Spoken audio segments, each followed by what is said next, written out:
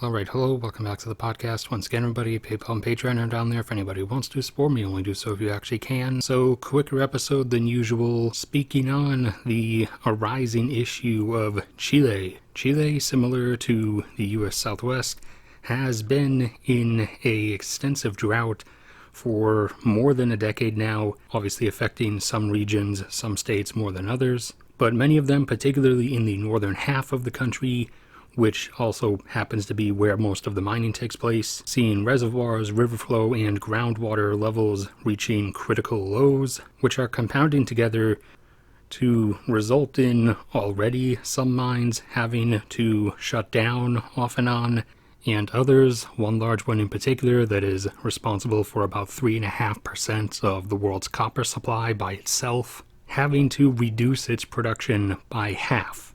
Now, obviously, if this continues carrying on, then more are going to have to either shut down or at least cut down on their output levels in order to reduce their degree of water consumption. Some severe issues for the global copper supply in a time frame where copper demand is going to be jumping up, while outside of extenuating circumstances, which obviously Chile's 13-year drought kind of counts as, global copper production would likely not peak in the immediate next few years. It would probably be able to keep getting pushed up until sometime in the 2030s. However, depending on different circumstances across the world, we may not end up reaching it that way, with effects on Chile playing particularly a big part in that, as Chile alone mines up around a quarter or so of the world's copper supply. And now we're seeing output having to be curtailed because of water scarcity, as mining not just of copper but of any resource really is a bit water intensive,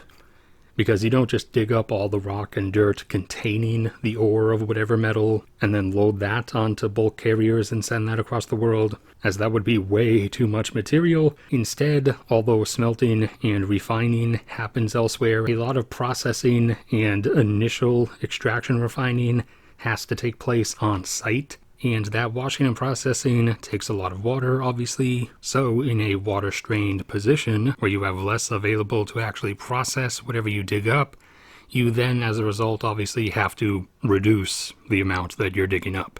So speaking at least to this one mine in particular, global copper production has stuck out between 20 and 21 million tons per year for the last few years or so, between 600,000 and 700,000 tons of those per year coming from this mine in northern Chile. Since the start of this year has had to reduce its production output by half. So for total production throughout this year, that's going to take between 300 and 350,000 tons out, apart from whatever additional reductions might begin getting implemented at other mines around the country. And this now also stacking up with various other disruptions outside of Chile, particularly in their northern neighbor Peru, where various mines across the country, Peru also being a decent copper miner, where various mines across the country have constantly been having to shut down for weeks at a time due to road obstructions by mass protests, and as well the looming threat